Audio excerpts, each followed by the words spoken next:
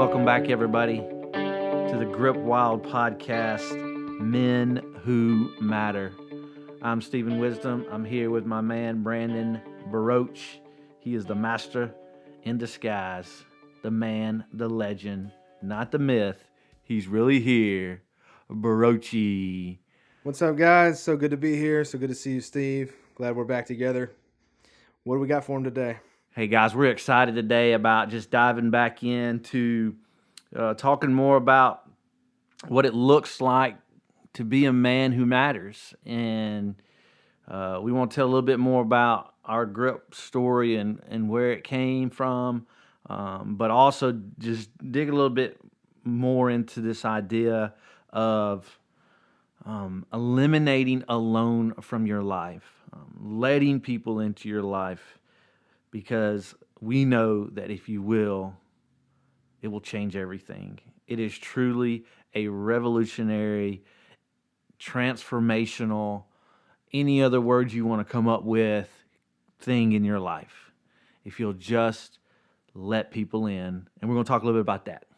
Yeah, I think that's important. We pride ourselves a lot on being men who stand on our own and grab ourselves by the bootstraps. We can fight through anything, and a lot of times that's true, but there certainly are those battles that we fight that we truly believe that you cannot win on your own. It's going to take somebody to get your back. And we see that example all the time. Yeah, absolutely. And, in GRIP, GRIP stands for, GRIP's actually an acronym that God spoke into my life a couple years ago in my own personal journey.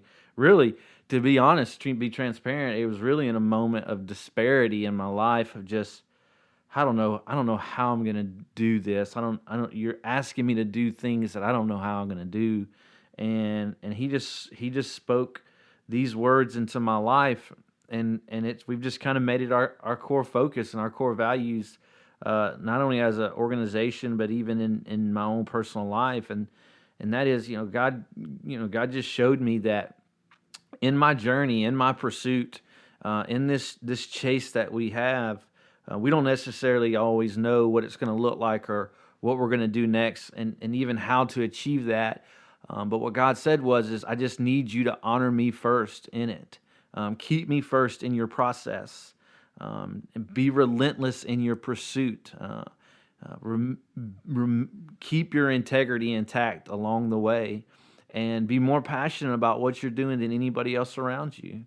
And man, you talk about rocking your world. I'll never forget, I was driving through Nashville, headed up to Illinois to actually deer hunt, and it was very early in the morning, and I was just praying, and that's what God spoke over me. It's just, honor God first, be relentless, be a man of integrity along the way, and be passionate about it. And that's where GRIP was born. GRIP is God, relentlessness, integrity, and passion. And the beautiful thing about the acronym, about GRIP, is each of those letters, we can dive deeper into them and really pull out some life principles and some practical things that we can do. And one of them we want to talk about today, because it really fits in well with eliminating alone from your life, because we talk all the time about, and you hear all the time about being a man of integrity, have integrity in your life, and what does that mean? What do you mean integrity? And it's in its base form, it's simply doing the right thing even when no one's looking, and you've heard that your whole life, and a lot of times people kind of gawk at that because they see people who are successful and who have moved up the corporate ladder, or who achieve things. Who have a lot of fame, a lot of money, a huge social media following in this day and age, and they have no integrity whatsoever. They have no integrity whatsoever. And our challenge to you in that is we believe and we know that you don't have to be a man of integrity to be successful and to achieve things and to be popular and to make a lot of money. But you do have to be a man of integrity to maintain it, to stay there, because it's inevitable that if you don't have integrity in your life, at some point you are going to come crashing down. you are. One of the greatest examples, I always use this example when I talk about integrity, and we say this a lot, Steve. Talent gets you to the top. Talent will get you into places that you don't think you can get into. If you're good enough, if you've got the gift, if you're fast enough, strong enough, smart enough, it'll take you to places that you never thought you could get to. But it's a guarantee. Talent will take you to the top, but it won't be enough to keep you there. And it's always a character issue that brings the best of the best to the bottom. You know, the best golfer in the world didn't forget how to play golf. He made some poor choices. The best of the best that usually fall to the bottom are not a result of their loss of talent or that they forget what they were good at or they lose that ability. By and large, for the most part, we see people fall from the top to the bottom because they make poor choices. They make bad integrity moves. And integrity is such a hot button issue because it's something that is on the minds of everyone. I did recruiting for a company for a number of years. I conducted interviews and hiring people. And it's the number one question we always ask everybody is, what does integrity mean to you?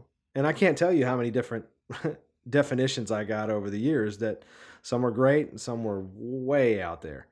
But in the essence of what we're talking about for this podcast and for you guys out there listening, what does it mean to be a man who matters, to have integrity? How does that relate? And one of the definitions is to be unified. One of the textbook definitions of integrity is to be whole. And so how does that relate to us in our lives, how we conduct ourselves, how we walk through life in business and make decisions? I think it just means we've got to act what we believe. And what we do needs to reflect what we really believe. And that to me is the definition of integrity. Absolutely, totally agree, and it's withstood the test of time over and over again. And look, we're all on a journey. We're all chasing something. We all have these dreams and these goals, and we're pursuing. And if you're not, then I just want to encourage you to keep listening, because in this process, we're going to get you back going. We're going to get you back on your path to greatness, on your path to fulfillment, on your path to living out your purpose for significant impact. So hang with us and keep riding with us if you're not on that journey currently. But if you are, look, I promise, if you have any hopes of getting to where you're going, if you have any hopes of achieving what you're chasing after, you absolutely will have to keep your integrity intact along the way during the process. In some seasons, it's going to be easy because you won't be challenged. Some seasons, it's going to be very difficult. And so, to tie in what we really want to talk about today, one of the things that we challenge a lot of men with is that yes, you can pursue integrity and you can try to have integrity, but we see it as nearly impossible to be a man of integrity and be in isolation.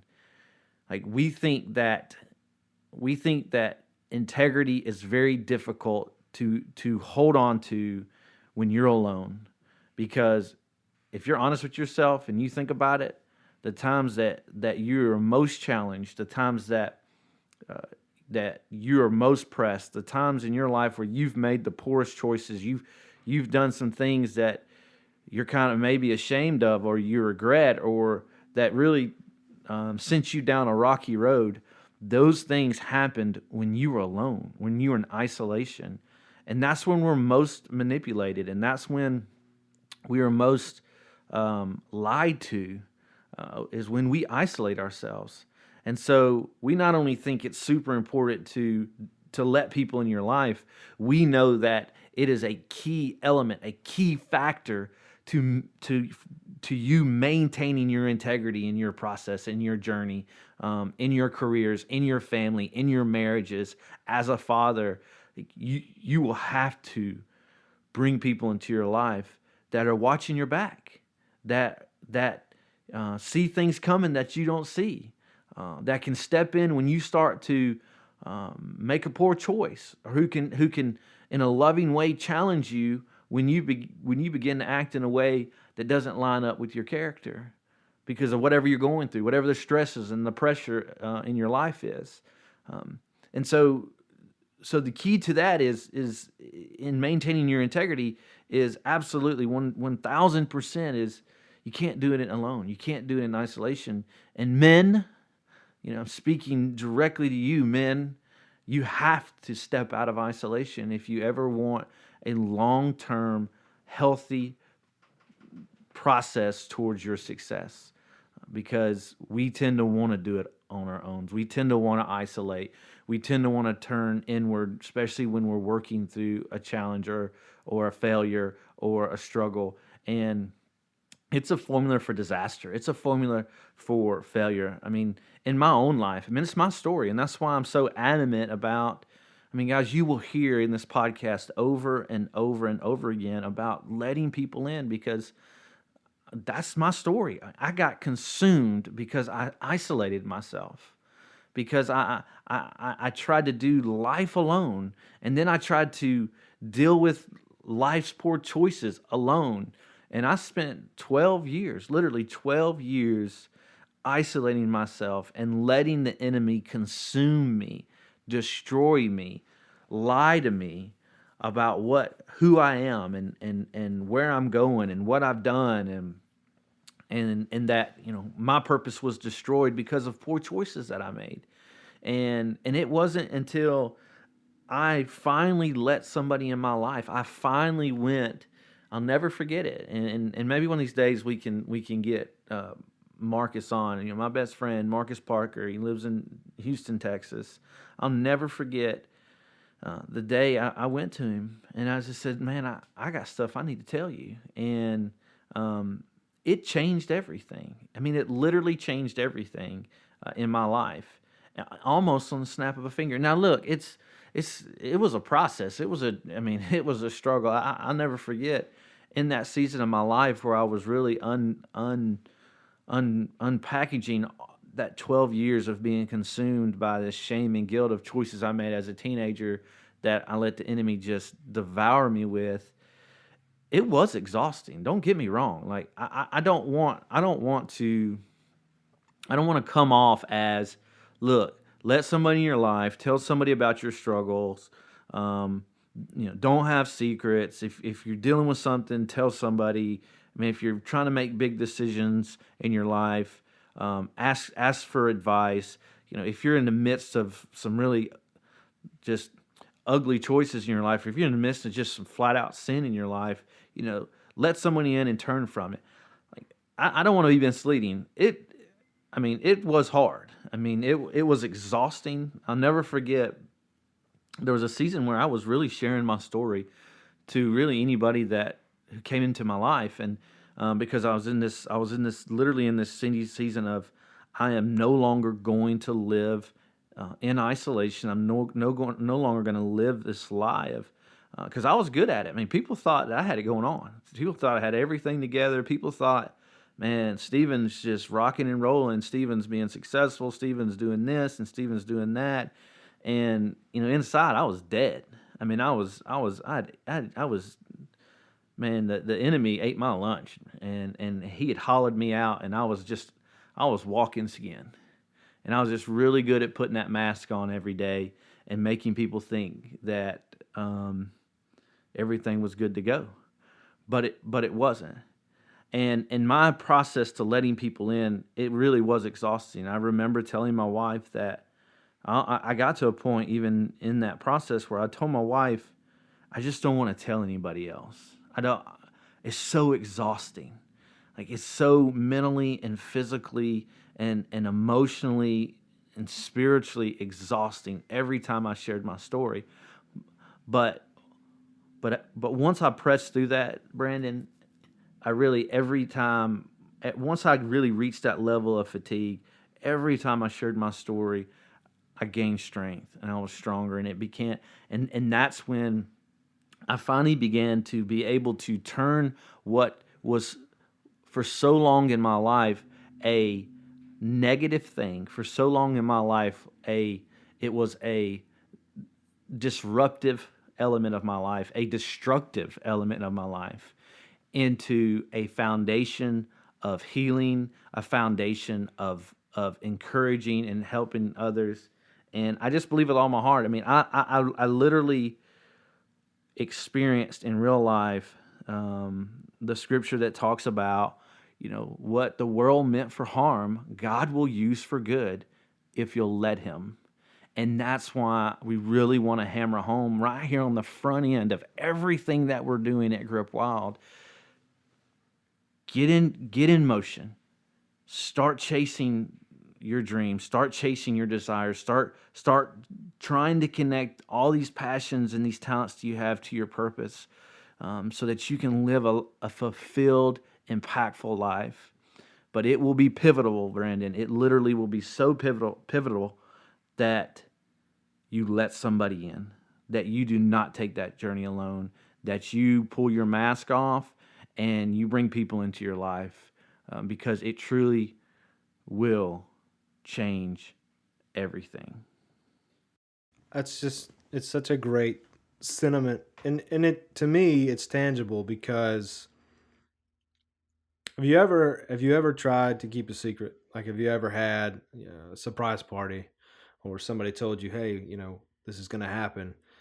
Like, it just feels so good when you finally get to share that information. I mean, that's the good side of it, right? But the bad side is that same pressure that you feel trying to keep that surprise party a secret. That pressure builds when it's a negative, when it's you're covering up your own, uh, your shame and your guilt. You're carrying that. It weighs on you, and there is a freedom and a almost a weightlessness that comes when you're able to connect to somebody else and share that, because we weren't meant to carry that weight. That's just not how God designed it. Isolation is really a dangerous place because nobody can talk you into or out of anything as good as you can. You don't talk to anybody during the day as much as you talk to yourself. Right. And you don't hear from anybody during the day as much as you hear from yourself. And so when there's nobody else speaking into your life, when there's nobody walking by your side, watching your back, it starts to get really, really easy to listen to lies. And we start to see things that aren't there and believe things that aren't true. And before you know it, we're in a hole. And you can end up in a dark place. And that's what the value is in letting somebody in and eliminating alone from your life. And it sounds simple and it's not easy, but it takes courage and it always leads to freedom. In your story, Steve, just what were some of the objections that you had to fight through, some of the barriers that you had to break as you went from this place of isolation into bringing other people into your life? Because I feel like there's people out there that are ready to have that conversation, that need somebody in their life, but maybe they're struggling with barriers or objections. What were some of the things that you had to fight through?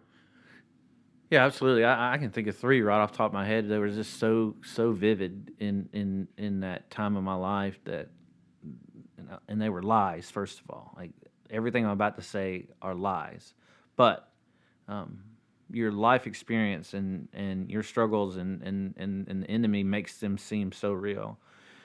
And I remember thinking the first one was that I really got to a point in my life I felt like that my struggle was so much more. My mistakes, my screw up was so much bigger and so much worse than anything else and anybody else, and there was no way that I could ever experience forgiveness and I could ever experience really restoration in my life because it was just so big, and that's a lie, because and at the end of the day, one, there's no sin, there's no struggle, there's no mistake that's bigger than your purpose. Because your purpose was created before you were. God created your purpose, and then He created you to fulfill that purpose. So there's nothing bigger, and so that's a lie. And the other thing is what Christ did on the cross. It was sufficient. So therefore, there's no sin too big, as long as you're willing to just lay it at His feet. And I believed in that lie for a long time, and it wasn't true. But it's a true struggle that my sin, my struggle is bigger than everybody else's. And so I can't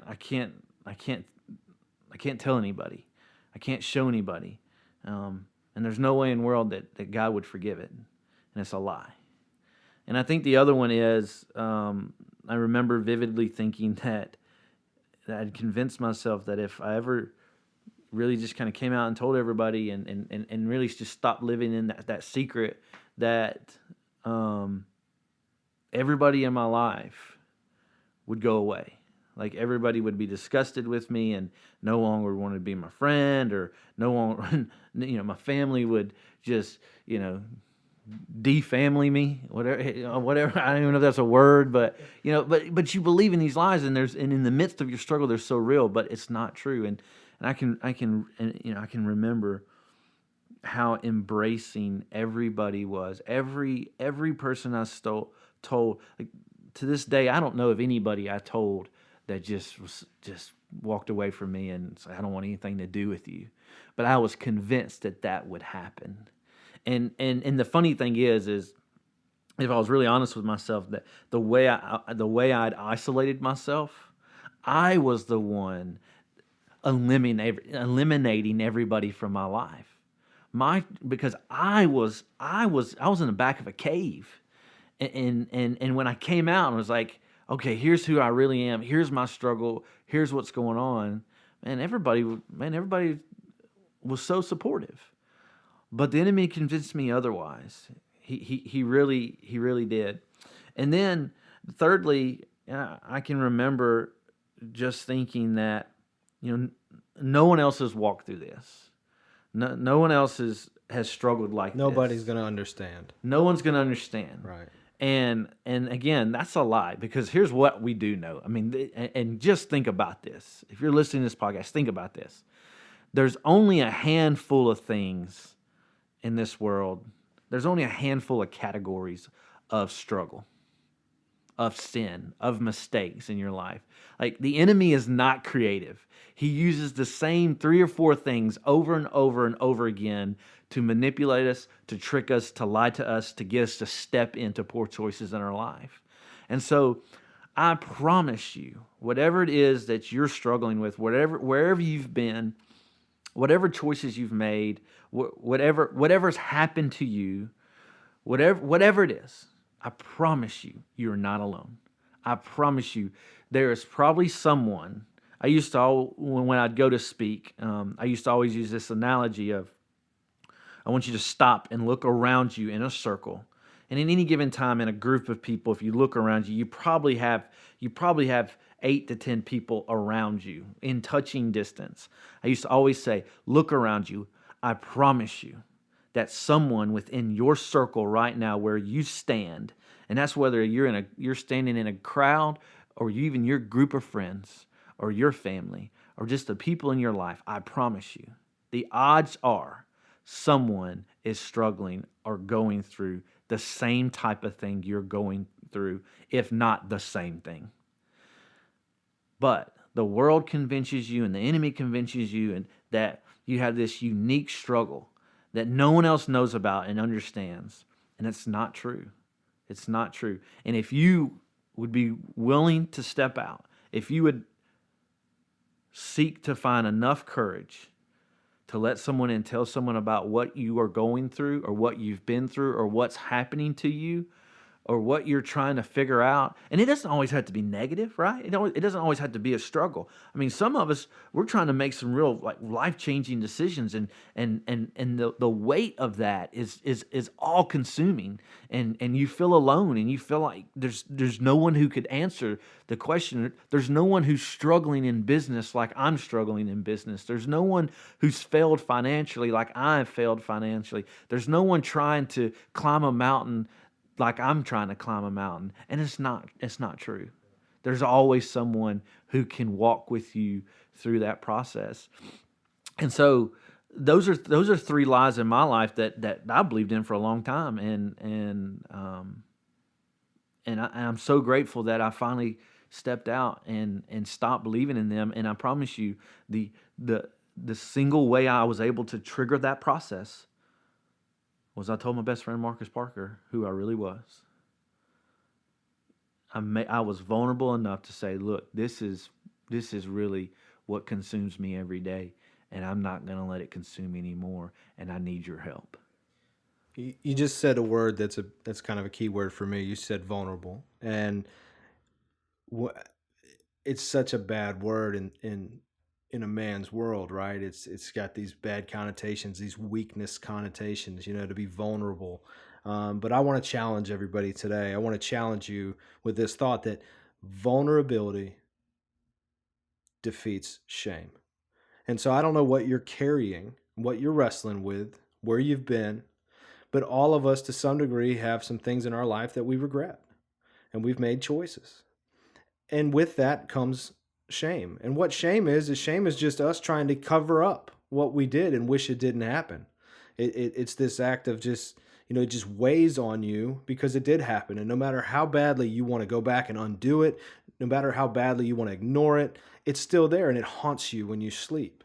Well, vulnerability, the act of just taking the cover off, taking the mask down, just like you said, Steve, just getting with somebody you trust and saying, this is who I really am, and I need to tell somebody, that one act instantly destroys that weight of shame.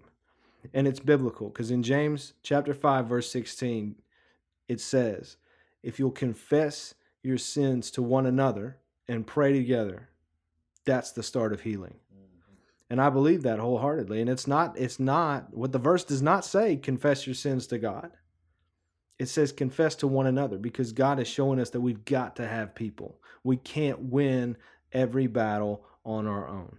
We fight a lot of battles. Some we win, most we struggle with, but the hardest ones will never be won when we fight on our own. We've got to have somebody in our corner. I totally agree, and you're spot on. And I love that verse in Scripture because it's true. It's true. I dare you to live it out, and I promise you'll experience exactly what it says. And so, as we wrap this thing up, Brandon, guys, we always want to try to give you a takeaway, something that's tangible, something we don't always just want to speak about the idea, but like how can we really make it tangible? And I want to give you guys a challenge as we wrap this thing up. And as cheesy as it might sound, and corny as it might sound, what I'm about to say is what was said to me, and I acted on it that day, in that moment, and it changed everything. I'm just going to challenge you right here. If when you hear this, and as you're processing it, would you be willing, in the moment, right now, pull out your cell phone, text someone, and simply say, I need to talk to you. I need to tell you something. Can we get together? It's simple. And you've taken one small step of vulnerability, but you've taken a giant step for healing. Because what that's going to do is that person's not going to know what in the world you're talking about.